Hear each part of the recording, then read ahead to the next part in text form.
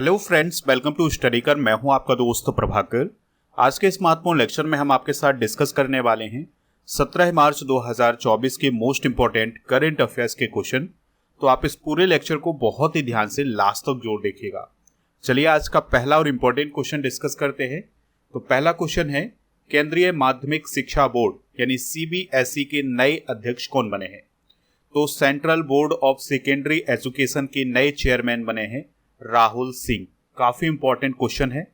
तो दोस्तों, राहुल सिंह से पहले निधि छिब्बर CBSE के अध्यक्ष थी, लेकिन अब उनके स्थान पर राहुल सिंह CBSE के अध्यक्ष चुने गए हैं। निधि छिब्बर को नीति आयोग का सलाहकार नियुक्त किया गया है। इसके अलावा दोस्तों, आपको याद रखना है, राहुल सिंह बिहार कैडर के एक भारतीय प्रशासनिक सेवा अधिकारी हैं, यानी IAS ऑफिसर हैं। इसके अलावा अभी हाल ही में एक और महत्वपूर्ण नियुक्ति की गई है। राजीव कुमार मित्तल को जल शक्ति मंत्रालय के तहत राष्ट्रीय स्वच्छ गंगा मिशन के महानिदेशक के रूप में नियुक्त किया गया है। तो ये हाल फिलहाल में की गई कुछ महत्वपूर्ण नियुक्तियां हैं। बात करते हैं दोस्तों CBSE की। तो इसका फुल फॉर्म भी पूछा जा सकता है आपसे। तो इसका फुल फॉर्म होता है central board of secondary education. यह भारत में सार्वजनिक और निजी स्कूलों के लिए एक राष्ट्रीय स्तर का शिक्षा बोर्ड है, यानी कि जो प्राइवेट स्कूल होते हैं और जो गवर्नमेंट स्कूल होते हैं उनके लिए एक राष्ट्रीय स्तर का शिक्षा बोर्ड कौन है? CBSE। यह शिक्षा मंत्रालय के अधीन काम करता है। इसका गठन हुआ था 2 जुलाई 1929 को। हेडक्वार्टर है इसका नई दिल्ली में। बात आई है शिक्षा मंत्रालय की। तो दोस्तों, वर्तमान में शिक्षा मंत्री कौन है? धर्मेंद्र प्रधान। दोस्तों, CBSE के 2 कैंपस खोले जाने हैं UAE में। तो एक कैंपस खोला जाना है अबू धाबी में और दूसरा कैंपस खोला जाना है दुबई में। तो ये 2 पॉइंट भी आप नोट कर सकते हैं। हाल ही में की गई कुछ महत्वपूर्ण नियुक्तियां डिस्कस कर लेते हैं। तो अभी सतर्कता आयुक्त कौन नियुक्त किए गए हैं? AS राजीव। हरियाणा के नए CM बने हैं नायब सिंह सैनी। पैरालंपिक समिति के नए अध्यक्ष बने हैं देवेंद्र झाझरिया। NHPC लिमिटेड के CMD कौन बने हैं? राजेंद्र प्रसाद गोयल। इसके अलावा स्लाइस की ब्रांड एम्बेसडर कौन बनी है? एक्ट्रेस नयनतारा। BSF की पहली महिला स्नाइपर कौन बनी है? सुमन कुमारी। बिहार के मुख्य सचिव कौन बने हैं? ब्रजेश मेहरोत्रा। संसद सुरक्षा का प्रमुख किसे नियुक्त किया गया है? अनुराग अग्रवाल को। भारत के लोकपाल कौन बने हैं? न्यायमूर्ति AM खानविलकर। तो ये हैं हाल ही में की गई कुछ महत्वपूर्ण नियुक्तियां। आप इस पूरे लेक्चर को बहुत ही ध्यान से लास्ट तक देखिएगा। लास्ट में आपसे एक क्वेश्चन पूछा जाएगा जिसका आंसर कमेंट बॉक्स में देना है। दोस्तों, अगर आप चैनल पर पहली बार आए हैं तो सब्सक्राइब कर लें, बेल आइकन भी दबा लें, जिससे आपको समय पर और सबसे पहले नोटिफिकेशन मिल सकेगा। आप हमारे व्हाट्सएप चैनल को भी ज्वाइन कर सकते हैं, उसका लिंक डिस्क्रिप्शन बॉक्स में दिया गया है। इसके अलावा टेलीग्राम चैनल ज्वाइन कर लीजिएगा।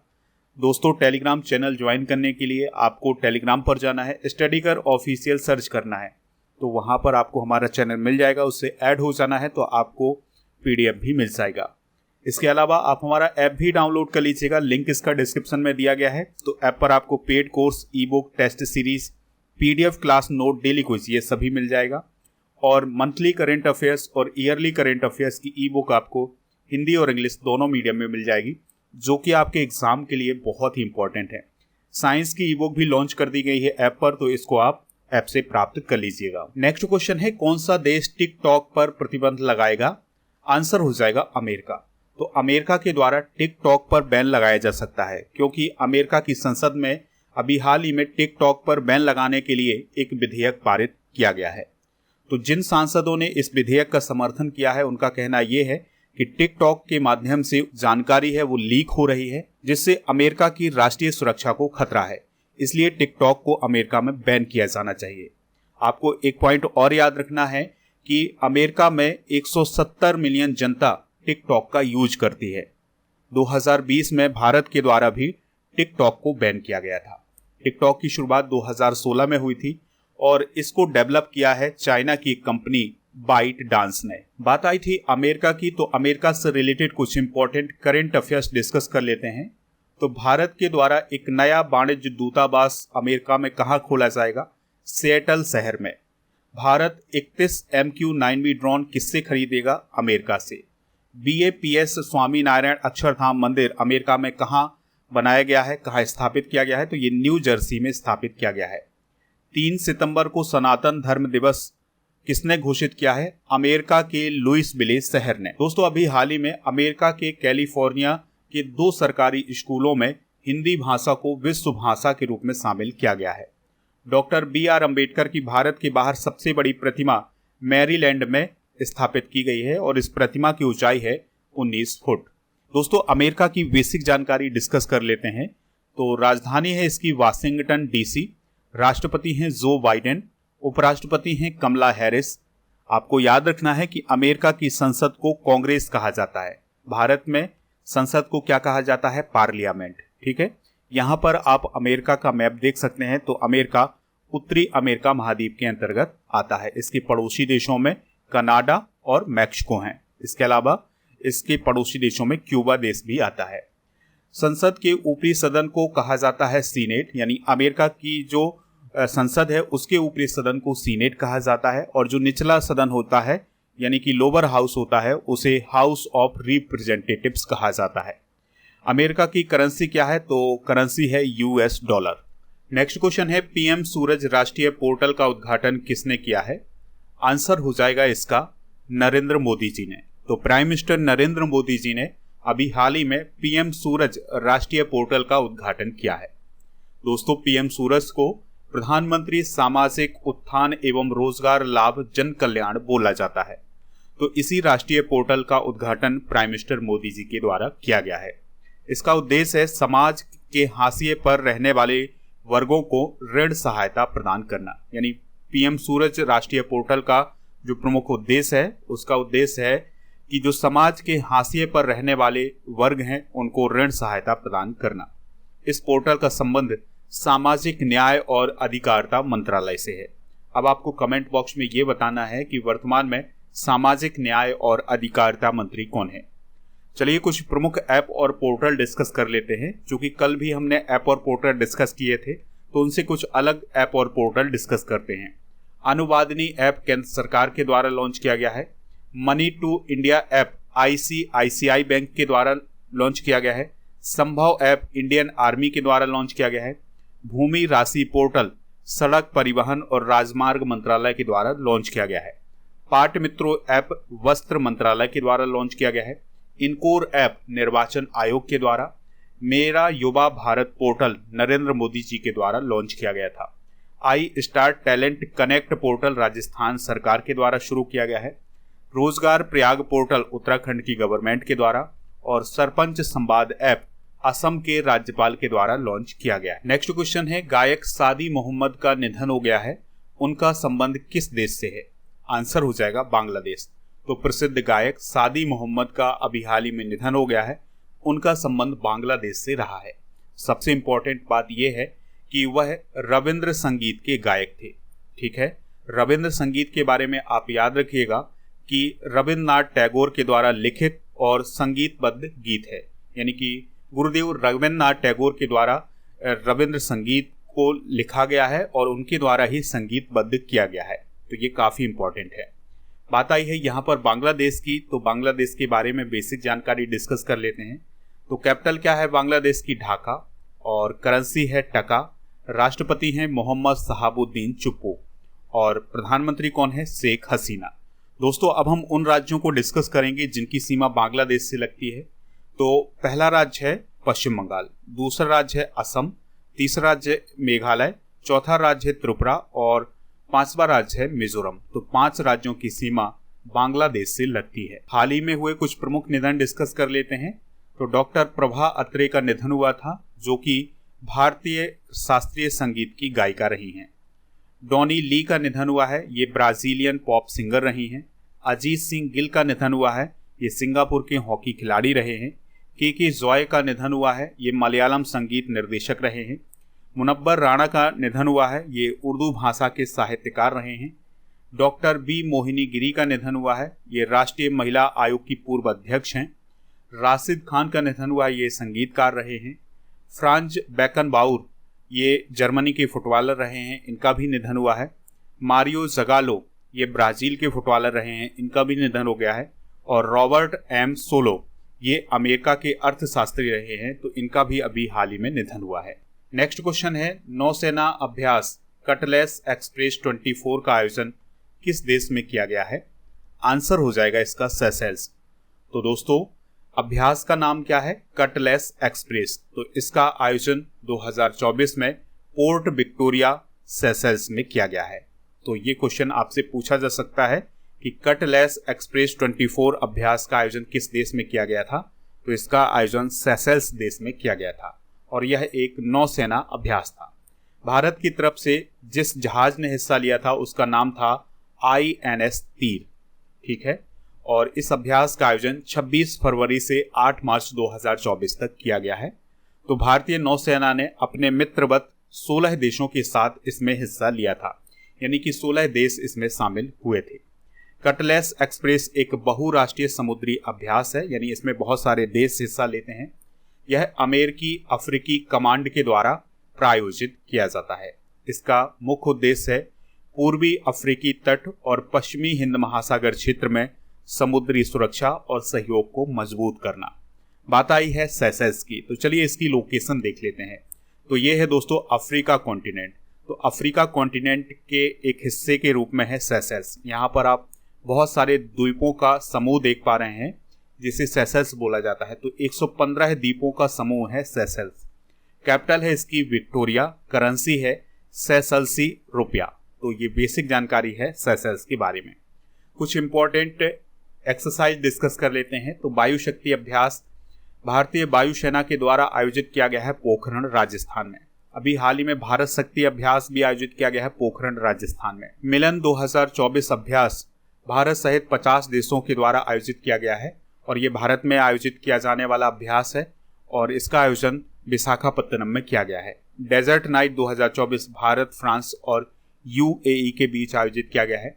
अगला क्वेश्चन है नेशनल वैक्सीनेशन डे कब मनाया जाता है? काफी इंपॉर्टेंट क्वेश्चन है। आंसर हो जाएगा 16 मार्च को। तो हर साल 16 मार्च को नेशनल वैक्सीनेशन डे मनाया जाता है।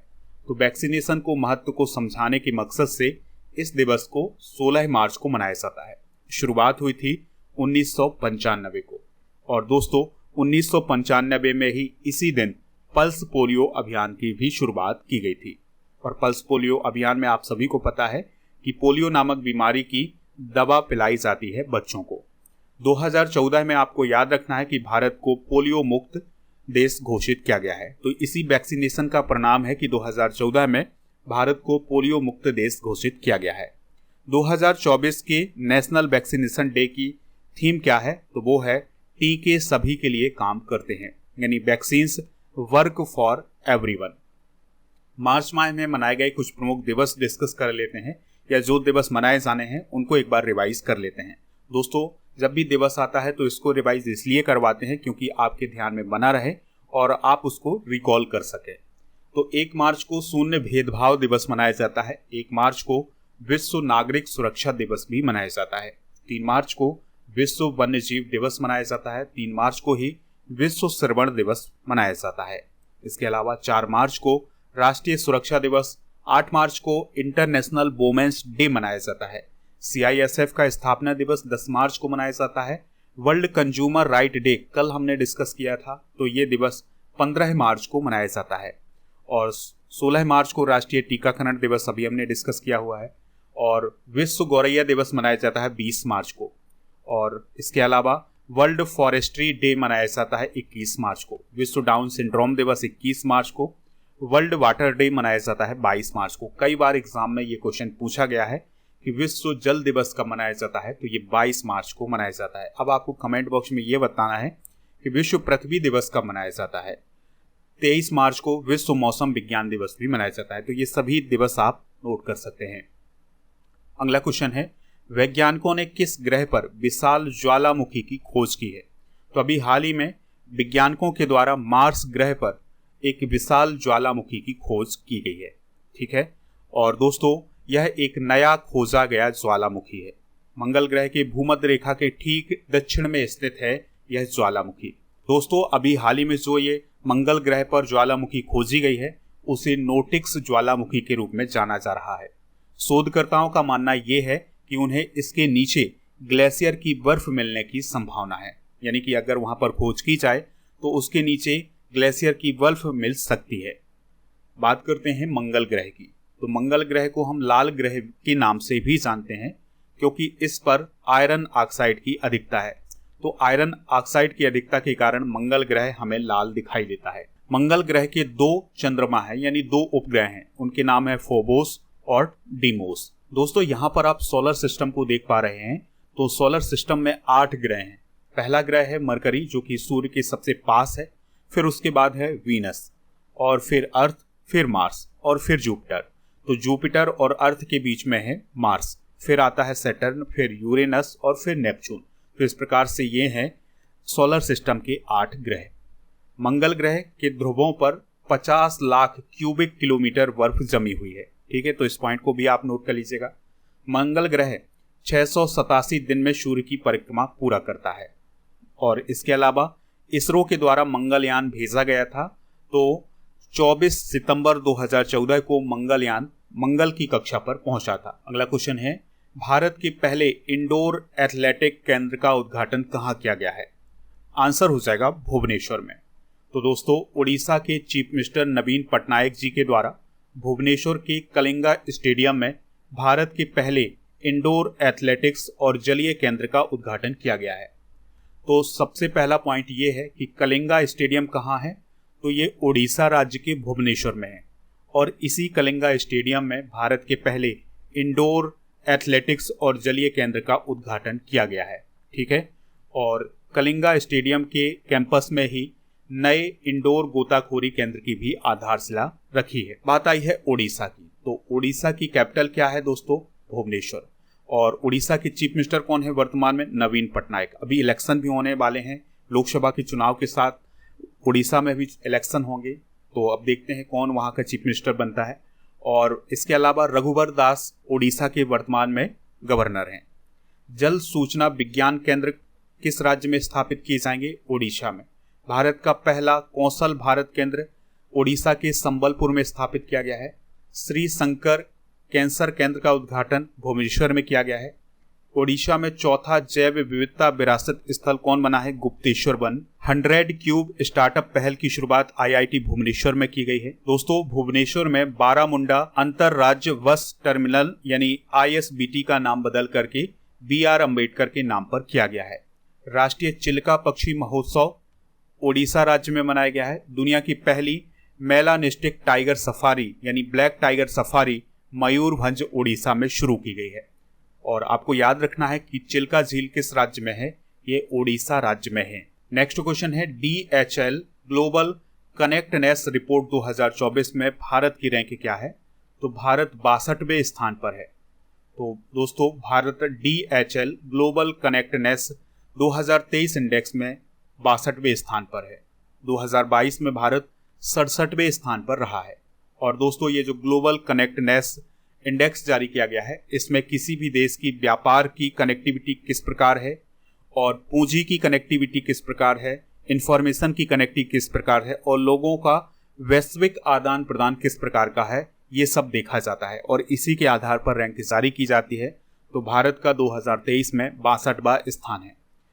इस रिपोर्ट को 2011 से प्रकाशित किया जा रहा है और दोस्तों इस रिपोर्ट में 181 देशों और क्षेत्रों को शामिल किया जाता है। इस रिपोर्ट को जर्मन लॉजिस्टिक्स कंपनी DHL के द्वारा New York university eastern school of business के साथ मिलकर तैयार किया जाता है। नेक्स्ट क्वेश्चन है डायना स्मृति पुरस्कार से किन भारतीयों को सम्मानित किया गया है? आंसर हो जाएगा उदय भाटिया और मानसी गुप्ता। तो इस क्वेश्चन का जो राइट आंसर हो जाएगा वो हो जाएगा ऑप्शन नंबर C यानी A और B दोनों। तो दिल्ली के उदय भाटिया और हरियाणा की मानसी गुप्ता को 14 मार्च 2024 को डायना स्मृति पुरस्कार से सम्मानित किया गया है। इनके साथ दुनिया भर के 20 लोगों को डायना स्मृति पुरस्कार से सम्मानित किया गया है।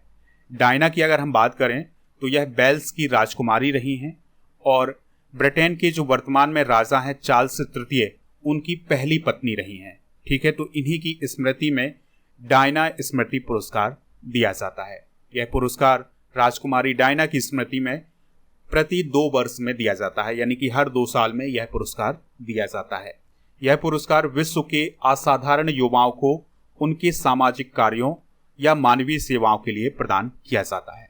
और दोस्तों आपको याद रखना है कि ये जो डायना स्मृति पुरस्कार है ये यूनाइटेड किंगडम में प्रदान किया जाता है। ठीक है, तो इस प्रकार के क्वेश्चन भी आपके एग्जाम में पूछे जा सकते हैं। उदय भाटिया की बात करें तो यह दिल्ली के एक एक्सप्लोरर हैं और अन्वेषक भी हैं, यानी कि खोजें करते रहते हैं। मानसी गुप्ता की बात करें तो ये हरियाणा की एक मानसिक स्वास्थ्य प्रचारक हैं। ठीक है, तो ये सभी पॉइंट आप नोट कर लीजिएगा। चलिए कुछ प्रमुख पुरस्कार डिस्कस कर लेते हैं। तो अभी कुछ समय पहले वाफ्टा अवार्ड दिए गए थे, तो इसमें बेस्ट फिल्म का अवार्ड किसे मिला था? ओपेनहाइमर को। ऑस्कर अवार्ड भी अभी हाल ही में दिए गए हैं, तो ऑस्कर अवार्ड में भी बेस्ट फिल्म का अवार्ड किसे दिया गया है? ओपेनहाइमर को। ज्ञानपीठ पुरस्कार 2023 किसे दिया गया है? गुलजार और जगत गुरु रामभद्राचार्य को। जल योद्धा पुरस्कार उत्तर प्रदेश में नोएडा को प्रदान किया गया है। केपीपी नाम्बियार पुरस्कार एस सोमनाथ जी को प्रदान किया गया है।